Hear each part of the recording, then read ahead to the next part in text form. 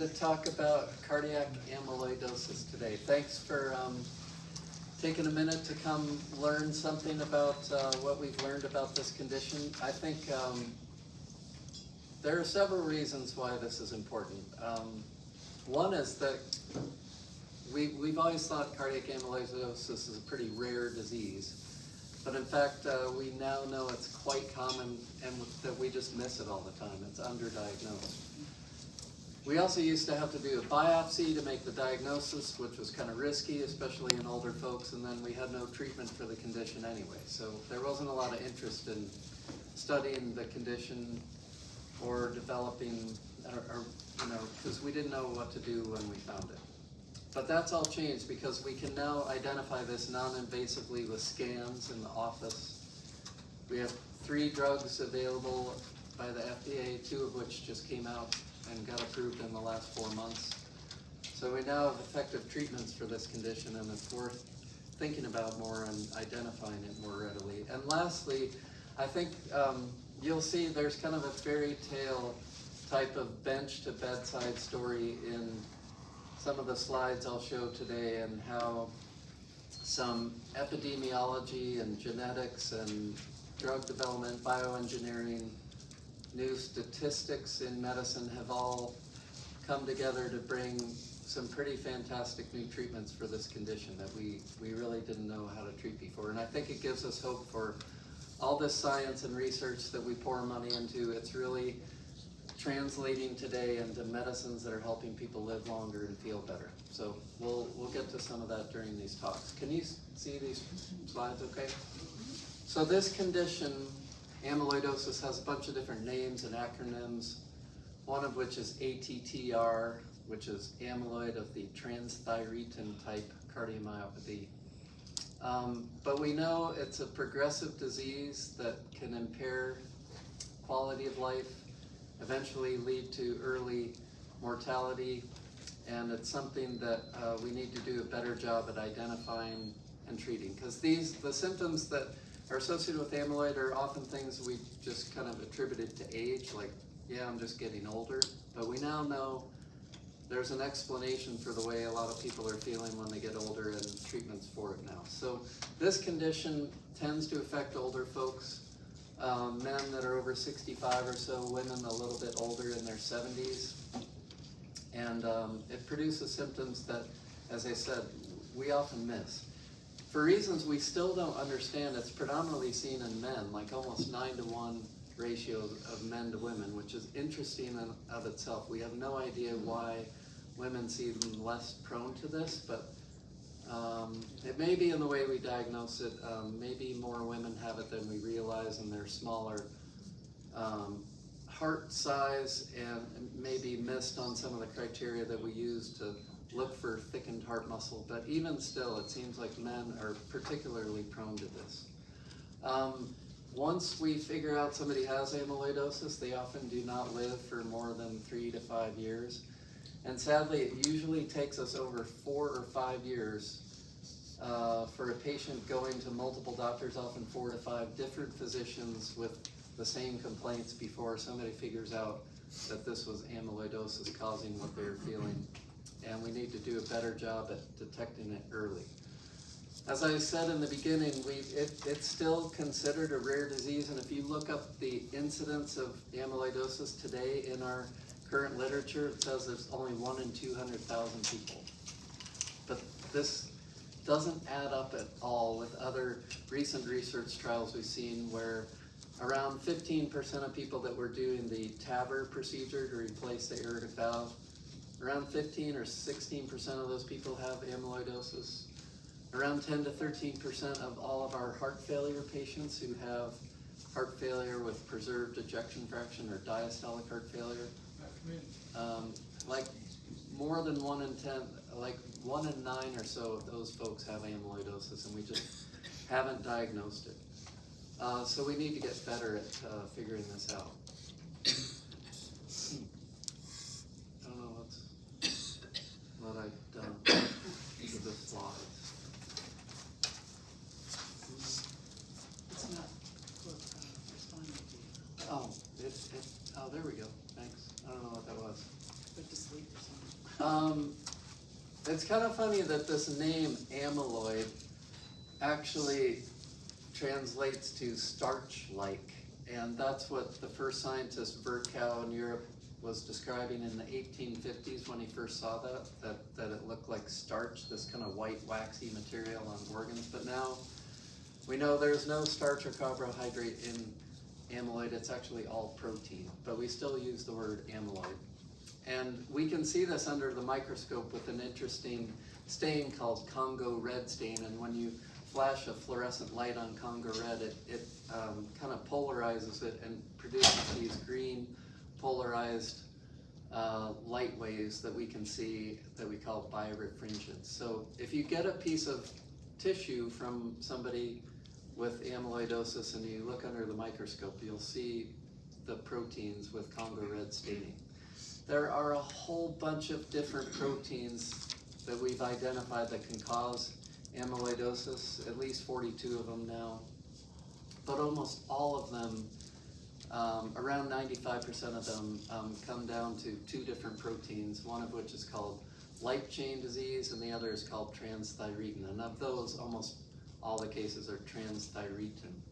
So we're going to talk about that transthyretin protein. Transthyretin is a protein floating in our bloodstream that's also known as prealbumin.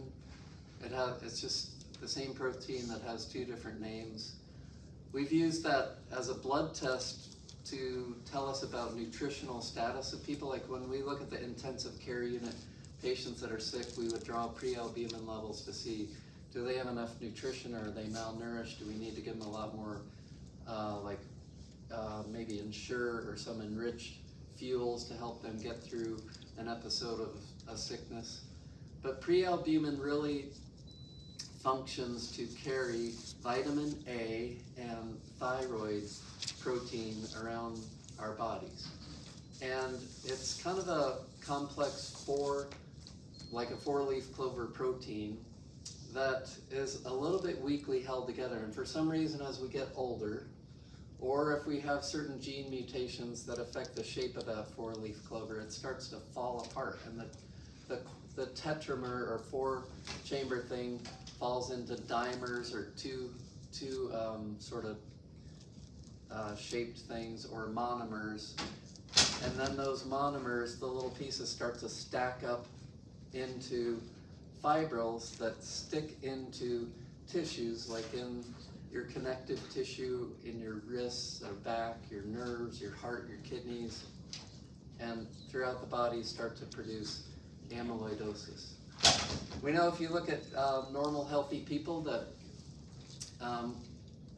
the prealbumin or transthyretin level should be pretty stable throughout your lifetime. A little lower in women than in men, but it should be pretty stable, around 20 to 35. But in people that develop amyloidosis, it only measures the intact protein, and if we do that blood test for prealbumin or transthyretin, it starts to fall steadily. Now, it can drop abruptly, like if you're sick and malnourished. It can even go up if your kidneys aren't working because it's cleared by the kidneys. But if you see a steady kind of progressive decline of transthyretin or prealbumin, that can be a sign of amyloidosis. If you look at this four-chamber tetramer that starts to fall apart into dimers and then monomers, and then these monomers stack up, they make these kind of stiff amyloid fibrils, and then they will stack up into tissues. We've looked at these under the microscope. We've been studying these for decades, and we're still trying to understand exactly what starts this process. Interestingly, I heard an expert talking about this just about a month ago, because we know there are certain genetic mutations we'll talk about that can make this protein even more likely to fall apart earlier at a younger age. And in those folks, we know that liver is producing most of this protein, so they were doing liver transplants so that a new non-mutated liver is making the normal protein. But if you have already developed these amyloid deposits, even if you put in a new liver, the amyloid deposits would just keep growing, because even a little bit of the dissociation of a normal new protein would keep building up on the existing spots. So we've learned that however this process starts with seeding, that leads to big time trouble. So as soon as you have seeded little deposits of protein in the tissue, even if you slow down the breaking apart of the molecule, those seeded little spots just keep growing and growing. So we no longer replace the liver in people that have developed amyloid, because it seems once those little pockets of fibrils have started, they just keep building and building. These are some of the pictures that scientists have been able to see on fancy electron microscopy and birefringence, but these complex proteins are still something we're studying, trying to understand how they get started and how we can stop them from clumping together. As I was explaining, the liver makes about 95% of our transthyretin, but as it starts to fall apart, it can stick into our nerves, into our heart, and into even the orthopedic or connective tissue like tendons, ligaments, and bones and things. I'm going to skip ahead a little bit. So even though transthyretin or TTR is the main cause of amyloidosis, there's an urgent, worrisome kind that's a little bit different called light chain disease that we need to make sure we're not sitting on first, because this develops very rapidly and it's very worrisome, kind of more like a multiple myeloma. So we need to make sure the amyloid proteins are not due to light chain disease, which is rare, but if you see it, you need to get on top of it very quickly with chemotherapy and things.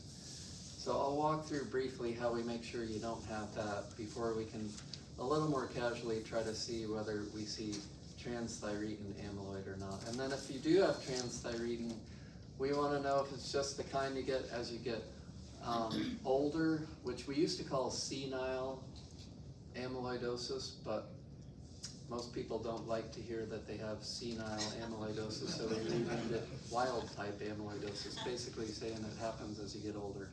But there's also a hereditary form where you may have been born with a gene defect or mutation that makes that protein even more prone to falling apart quickly early on, so it can develop in the 50s or 60s.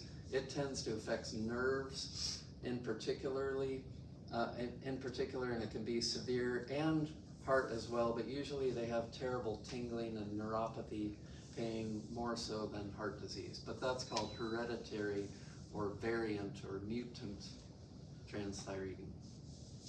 The light chain disease that we were talking about is rare but a worrisome one, because this is like myeloma, where you have immune cells in your bone marrow that make antibodies when we get sick, and they make these fancy kind of little probes that go around and look for bacteria.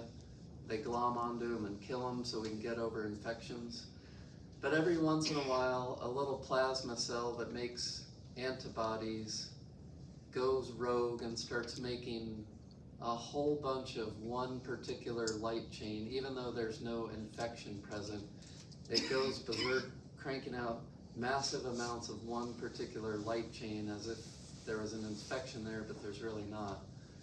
And this light chain can start to stack up and make the amyloid proteins. So sometimes in somebody that's younger or getting sick quite quickly, if we see amyloid, we need to make sure it's not being driven by light chain disease, because that requires a hematologist to do chemotherapy to turn that plasma cell off, kind of like treating multiple myeloma.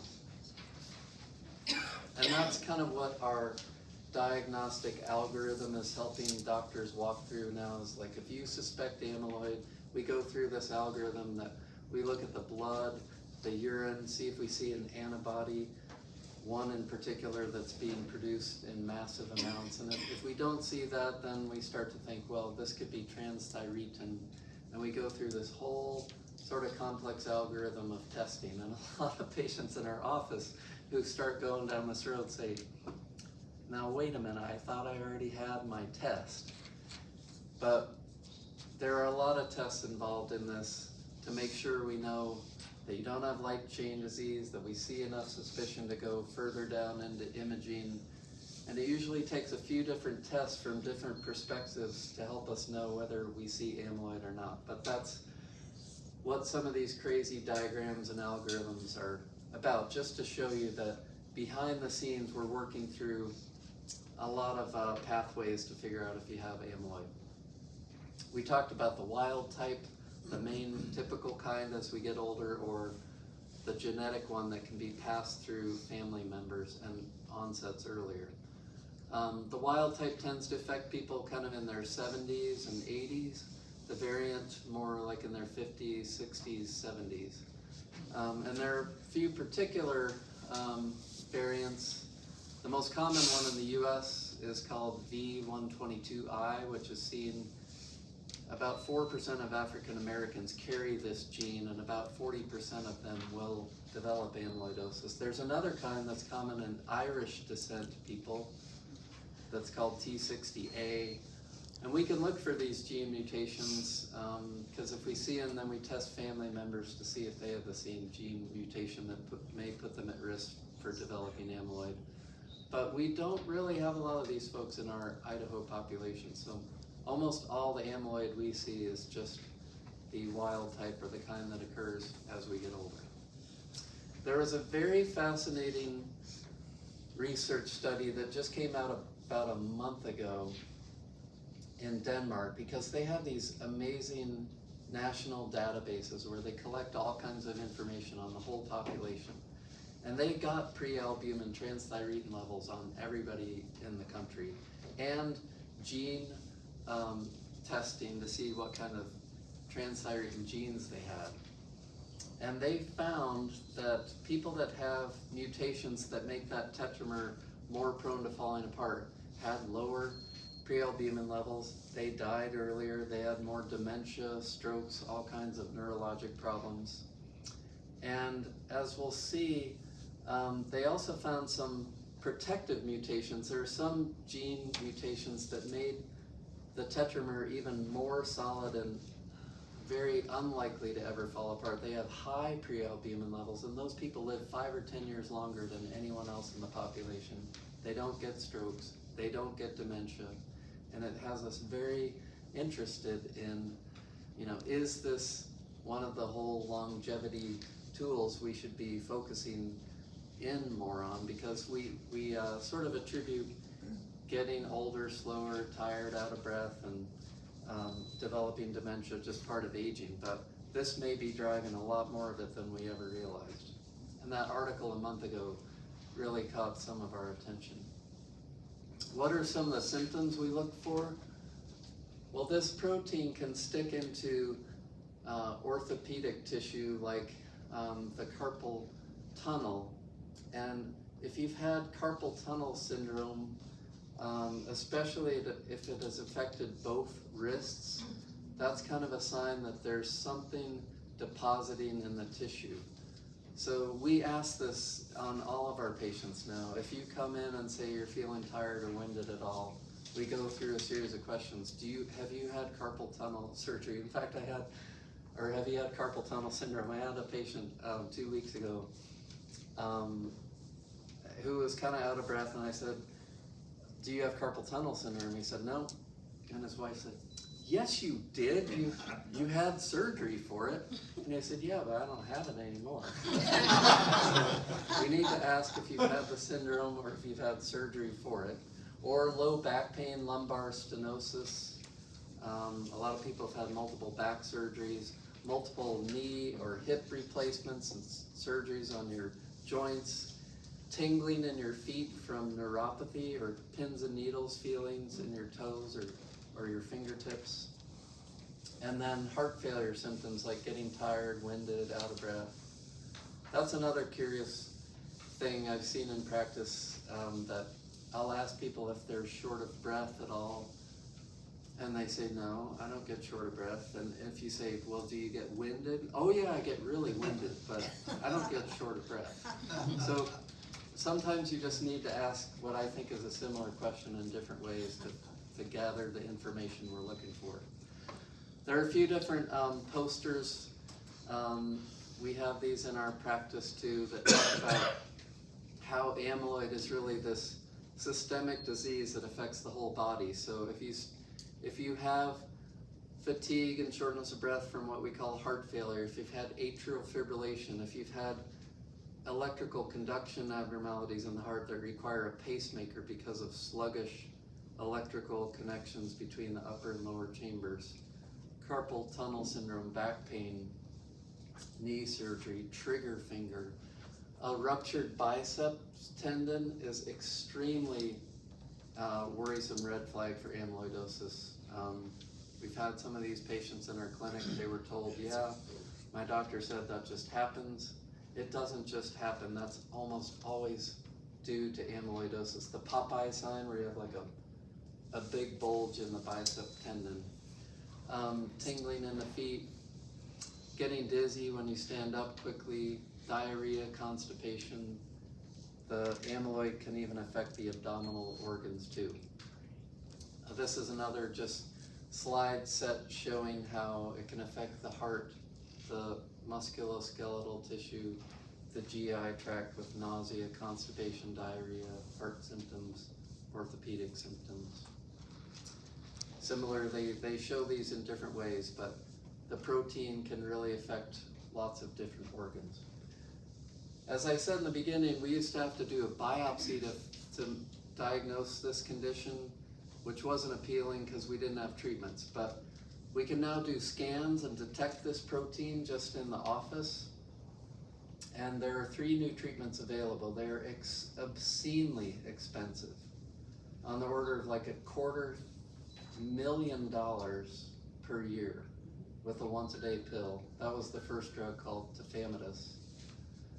They came out in 2019. Just about 6 months ago, a second one called Attruby came out. It's slightly cheaper, but still very expensive. And then just last month, a third agent got approved for cardiac amyloidosis called Amvuttra, and it's almost $500,000 a year. I mean, where the company comes up with this price tag that they've declared their medicine is worth is hard to understand. We don't get it. We don't really know how to afford this. A lot of this is really beyond what the providers feel like we can deal with. I mean, it's kind of our job to diagnose the condition, tell you about the treatments, and then we do at our conferences say, this is a huge problem with this condition, like the treatments are unaffordable. Most insurance companies do cover these agents, but as we get better at detecting it and put more people on the treatment, it's definitely going to break the bank in treating amyloidosis. So these are some of the other findings we use in the office to raise suspicion for amyloidosis. The EKG voltage will be very low because that protein kind of obscures the electrical signal from the heart out to the EKG electrode. So we see these little low voltage signals instead of big spikes on the EKG. Then we look at the heart with ultrasound, and if we see thickening and what we call abnormal stream pattern, where all those little black and white dots are not moving toward and away from each other as effectively as they should, especially out in the tip of the heart, which gives us this normal red pattern in the middle, but abnormal pattern around the outside. We call that the ice cream cone with the cherry on top. So when we talk to our ultrasound sonographers, they'll see cherry on top pattern, and we say, okay, we need to start thinking about amyloidosis when we see this sign on the echocardiogram. This is kind of another picture of how the protein seems to deposit in these areas of the heart, but not out at the tip, and that's what the red normal part with the white abnormal part looks like on our computer ultrasound. Then we can take a nuclear picture. Has anybody had a nuclear scan in the cardiology office before? We have nuclear cameras that we use for stress testing sometimes, but we also use radioactive tracer imaging to look at bone density to see if you have multiple myeloma in your bones. And for several years, the radiologists are saying, yeah, The bones look okay, and there's some bone uptake in the heart too. And that never really made sense to anyone. And we realized that for some reason these bone tracers we use to look at bone stick to amyloid, and sometimes we were seeing amyloid in the heart, but we didn't really understand that. So now we've developed protocols to inject bone tracers and see, do we see the heart light up? And that tells us there's amyloid protein in the heart. And it's so accurate that you can make the diagnosis and put you on the $250,000 a year drug just from that picture. You don't have to go do a heart biopsy and get tissue and do the Congo red stain to get treatment for amyloid now. So this has really changed how we're able to detect and start treating amyloid, where we don't have to do invasive, somewhat dangerous procedures like taking heart tissues out with a little sort of mouth grabber and sending them to the lab. We can just see it on the scan in the office now. And we know that, we see a thickened heart muscle on the ultrasound. We used to always call that left ventricular hypertrophy, that the heart muscle was getting thickened. But now we know that sometimes that thickened heart muscle is not really muscle tissue at all. It's muscle that's interspersed with a bunch of this amyloid protein. And it turns out that cardiac MRI is very good at distinguishing muscle from protein, and we measure that with a parameter called extracellular volume. So if the ECV, or extracellular volume, is over 30 or over 40, we start to think, man, there's some stuff in the heart in between those muscle tissues, and this is likely amyloid. These are some of the cool colorized pictures that MRI gives us to show us ECV, and if those numbers start to get in the 30-40 range, we're worried there's something infiltrating the heart. So this is kind of more doctor speak, but if we suspect amyloid with carpal tunnel syndrome, neuropathy, heart failure symptoms, back pain, lots of orthopedic procedures, we can do an EKG, look for low voltage AFib. We can do the echo and see if we have the cherry on top pattern. We do the blood and urine samples looking for the light chain antibody abnormality. If we don't see that, then we do the nuclear scan and see if we see bone tracer uptake in the heart. We can confirm with an MRI showing increased extracellular volume. If we still have high suspicion and we haven't found it with these tests, we can still do a biopsy of the heart, but it's rare that we need to do that anymore. And then we can put you on a medicine like tafamidis. Tafamidis came out in 2019. It's a once-a-day pill. It has 0 side effects except for the cost, which is huge. But it slows the progression of the condition and improves survival when you're on the drug compared to placebo.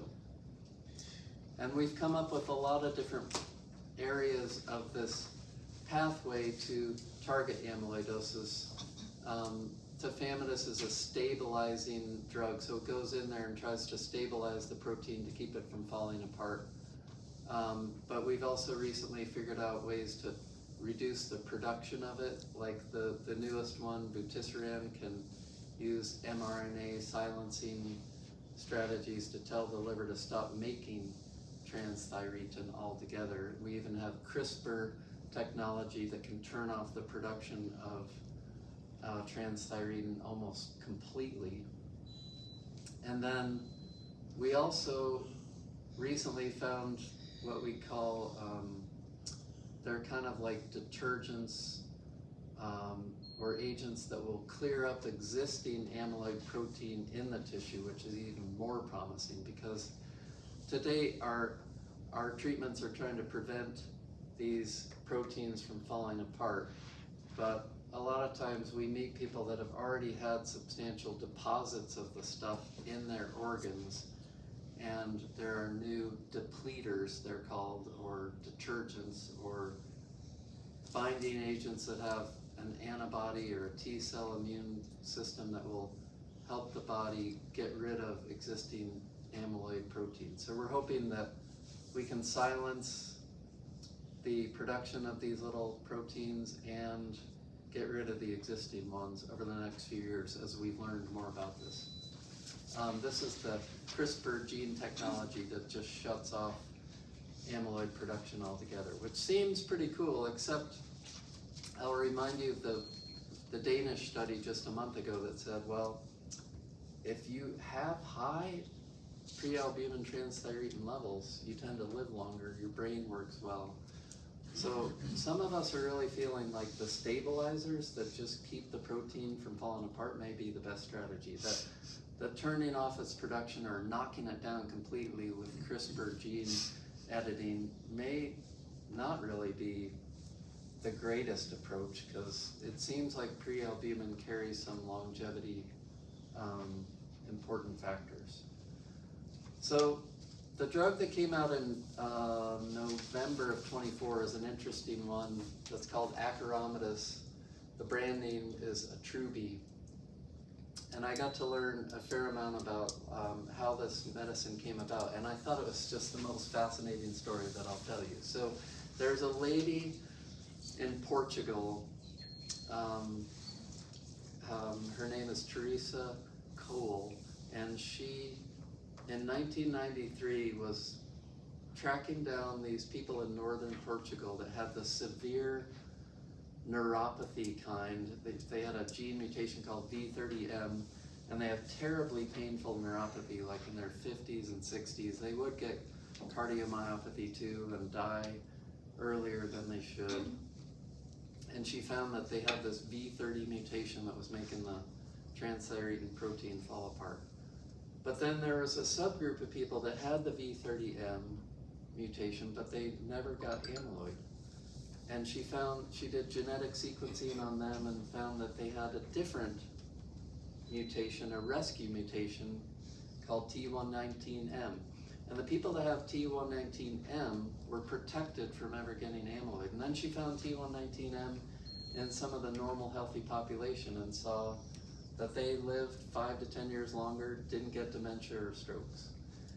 And she studied the protein and saw that that T119M mutation made those 4 tetramers just come together a little more tightly, and they formed a very strong hydrogen bond instead of the weaker hydrostatic bond that would fall apart as we get older. So that T119 mutation that forms hydrogen bonds keeps the thing really stable. People live longer and their brains work well.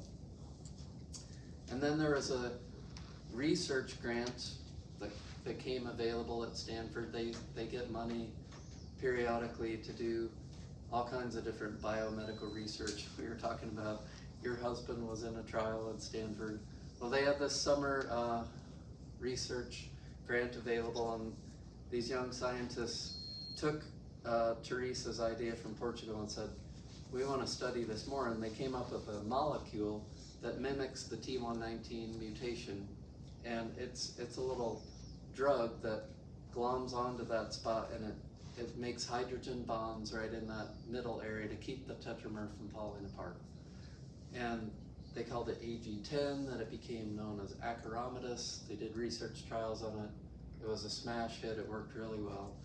And then they came up with the brand name Attruby, and this got FDA approved in November. So Attruby is a twice-a-day pill that is a much more potent stabilizer of the transthyretin protein, and it's working very well to slow the progression of amyloidosis in people that we detect it with. And then they did some cool research showing that if you just start taking the medicine, your prealbumin or transthyretin level jumps up about 10 points. So it's falling apart all the time in people with this condition, but if you get on the drug, the stuff that's being produced stays intact, and your level will jump from maybe 20 up to 30 on the first time we check it if you're on this medicine. And it prevents congestion in the heart, which we can see with a test called the BNP level. So if you're sick with amyloidosis, the BNP levels will climb over time with progressive heart failure, but on Attruby, it goes up much more slowly. So we've talked a lot about this protein and science and epidemiology and stuff, but I wonder, does anyone have questions about this condition or the medicines or the testing we do? Yeah, David. The clinical studies that were done, were those done through universities or pharmaceuticals doing R&D, and how was that funded? I know the federal government funds universities to do R&D and research and development of medications, but is it a joint effort? Are there quite a number of entities that are doing these studies to make these determinations about effectiveness? Yeah, there are a whole series of research studies that lead to this. So those early ones, like Teresa Coelho in Portugal, was just on a national Portuguese research study. And then Stanford was a university grant. They're a private university, but they get some federal and some private funding. But that was just a pure science project. And at some point, there are biotech startup companies in the Bay Area that go scrounging around through academic labs like Stanford, and they've shelved all these molecules, and they'll say, we'll buy these 10 molecules from you because we have interest in whether they might help us with a rare condition or something like that. So then that was bought by a company called Bridge Bio in the Bay Area, and Bridge Bio did the Attruby clinical trial where they gave Attruby or placebo to people with amyloid and showed it was helping them live longer, stay out of the hospital. So it's kind of a series of usually federal and then maybe some private funding and then biotech that grabs what's looking like a promising drug. Not to get into the politics of it, but with some of the funding being eliminated in universities for research and study that's happening right now, is that going to affect the ability of these entities to conduct those clinicals and make recommendations? I mean, the thing that about cardiology, the advancements are what fascinates the heck out of me in terms of what they discover and how it affects us, and our longevity and heart health and all, and everything connected that way. But I'd hate to see research come to a grinding halt because of funding shortfalls. And I don't know how that's going to play out in the next 4 years, but yeah, it's a big deal. I mean, I love cardiology for exactly what you're describing. I do clinical research in our practice. We're testing new molecules for lipoprotein A levels, for example. We have a twice-a-year shot that will drop your LPA level by 95%, which can lead to early heart attack, stroke, aortic valve stenosis. And we do need to keep carrying out those trials. I think what's worrisome right now is that a lot of ongoing trials that are in process, in follow-up, are just being dropped. And you think, well, why don't you just look at what we've studied so far? But you can't, because you've got people at all different stages of that treatment, and we need to follow them for a full 5-year time period and then put together all the data. And if there's just a truncation of all that information, we lose way more. I mean, it's just a huge waste of money to have started a project and then lose all the data from it. So it is a problem. I kind of hope it gets horribly bad to some extent, like this. The worse and the faster, the better, so we can pivot and realize that this may not be very great. So I'm just hoping it crashes and burns badly so that we can get back on track again. Because I mean, if this kind of lingers where we're just turning off research for 4 years, massive problems. Yeah. Some of our studies are still going on because they're funded. The LPA study is funded by Eli Lilly Drug Company. They've already gotten it. They've bought the molecule. They're just testing it in people, and they can continue without federal support. But the basic science that leads to those drug companies finding molecules, that whole process will be stifled. yeah. Yes. If we have a difficulty identifying it, you do, from a patient standpoint, what would be the triggers that a patient should at least suggest to his doctor to investigate it or to think about it? I think the first question is, do you have congestive heart failure? And heart failure sounds like a much more horrible term, like cardiac arrest is different than heart failure. Heart failure is just a term we use to say the heart's not doing its efficient job pumping blood. And that can manifest with feeling tired or winded or short of air, sometimes swelling in the legs, fluid retention. If you have that, that's a clinical syndrome of heart failure, where the heart's not doing the workload it used to. And a fraction of those people have amyloid protein causing it, about 10 or 12% of those. And those people often have had bilateral carpal tunnel syndrome, Right. back pain, tingling in their feet, biceps tendon rupture, hip and knee replacements, diarrhea, constipation, abdominal pain, dizziness when they stand up, blood pressure dropping. We see that sometimes people are on lisinopril 40 milligrams and now they only need 20. In fact, doctor said I can just stop it, I don't need it anymore. That's always a sign of amyloid to us, because as the heart gets stiff, it can't even generate hypertension anymore. So these are clues we're looking for. But those are clues who an expert like yourself would be looking for. Does a normal cardiologist, I don't want to use the word understand that, but does a normal cardiologist at least run the blood test if those symptoms appear? Normal's a wrong word. No, it's done poorly. And, we're on a campaign to raise awareness. This is part of it, to just tell people. I lecture to doctors all over the country about this stuff too. I was in Detroit last week and going to Montana and Seattle, and I lecture about amyloidosis. That's being funded by the Attruby company. But we know that we're missing most cases of amyloidosis, that we're seeing people in our office every day that have it and don't know it. So you need to be thinking about it. If you do, it's pretty straightforward. Once you get a few of those check boxes, you're like, okay, let's get the test, go down the algorithm, and then it's pretty straightforward. But no, we have kind of a variety of approaches to cardiology throughout the country, and a few people are on top of it and most are not. I'm sorry, but that's not very refreshing.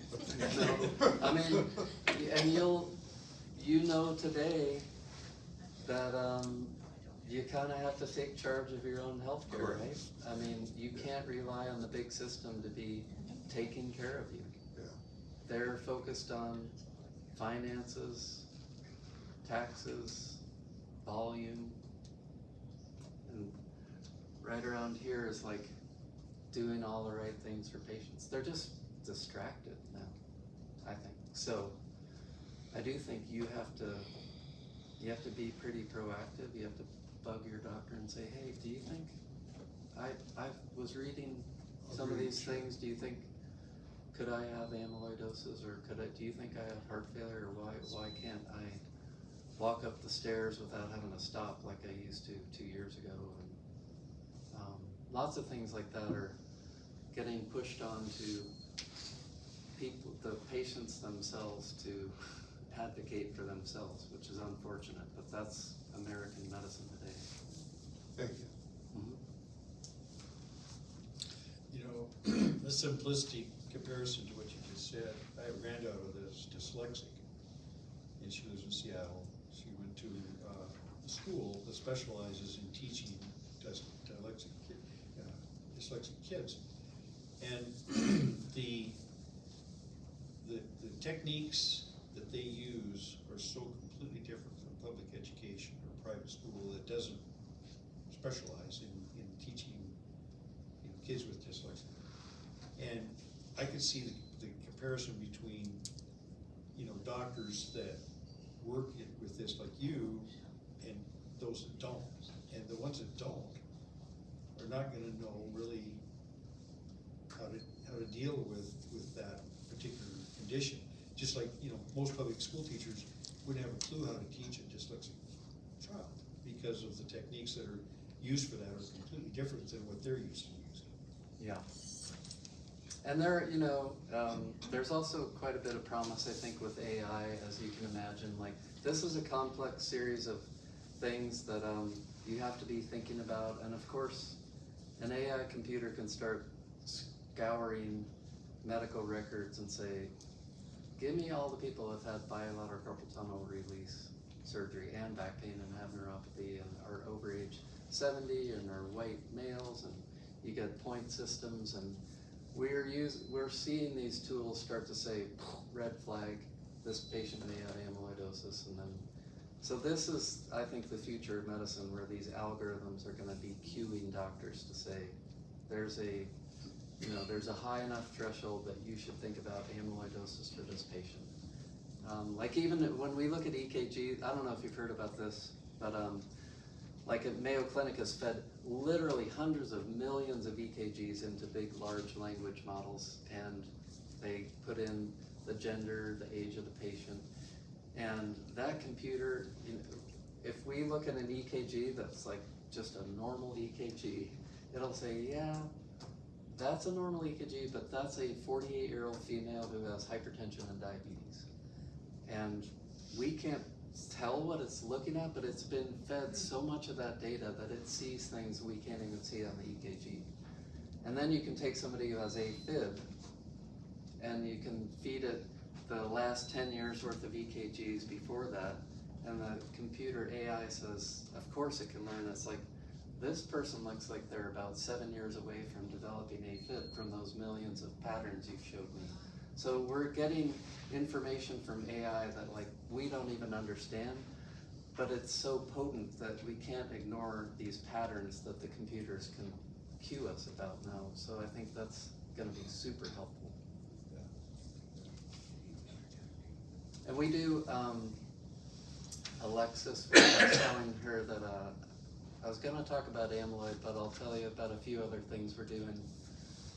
Since we left St. Luke's, 4 of us are on an independent private practice where we've brought some more advanced imaging where we can see coronary arteries now non-invasively, where you don't have to have an angiogram, but we can have an ultra-fast CT scanner that gets a single freeze frame picture of the coronary arteries and can get these beautiful pictures of plaque in the heart arteries. So we don't have to take it to the cath lab anymore to know if your arteries are clogged or not. And we get these, again, AI plaque analysis of like, how narrow is the artery? How much soft plaque? How much hardened plaque? How much mixed plaque? Did it change over time as you're on therapy? These are gonna be the tools that we use decades ahead of the heart attack. Instead of waiting in the ER to resuscitate all the heart attack people, that's what I did for decades of the big health system. We can see this decades ahead of time, get you on treatment to reverse this plaque progression. And we have very low dose radiation scanners now that can see the blood flow in your heart, like with PET CT imaging of the heart. We use this in cancer, but now we're using this in our office to see the blood flow in the heart. Very low dose radiation, beautiful pictures with less radiation than you get walking around Idaho each year just from cosmic rays. So some of our technologies have been progressing, and the 4 of us formed this new practice recently to bring some advanced imaging, still doing research, some new tools that I think people need to be aware of, and ways we can try to prevent disease before it gets to be end stage. You're taking new patients, I suppose? We do. I think Alexis has some cards at the back table or something like that. Yeah, I have Alexis is in the black here at the table. Yeah, I'm just right behind you, but I have more information on clearly what she was just speaking about, that uses the AI technology, and then also the PET CT that he was just talking about, if you guys want to learn more about that. And then there's also his card if you guys ever want to call. We're always taking new patients, so. Well, I'm signing up. Thanks for your time. It was wonderful. Okay, you bet.